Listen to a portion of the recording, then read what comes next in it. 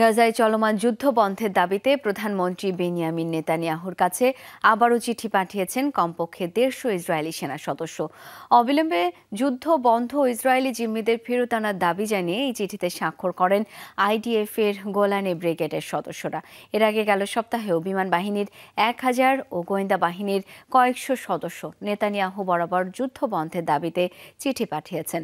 এর পাশাপাশি আলাদা একটি চিঠিতে স্বাক্ষর করে ২০০ সামরিক চিকিৎসক খোদ সামরিক বাহিনীতেই জোরালো হচ্ছে যুদ্ধবন্ধের দাবি, যাতে চাপ বাড়ছে ইসরায়েলি প্রশাসনের উপর। যদিও এই ধরনের চিঠিতে স্বাক্ষর করলেই বরখাস্ত করা হবে ইসরায়েলি সেনাদের, হুঁশিয়ারি দিয়েছেন প্রধানমন্ত্রী নেতানিয়াহু।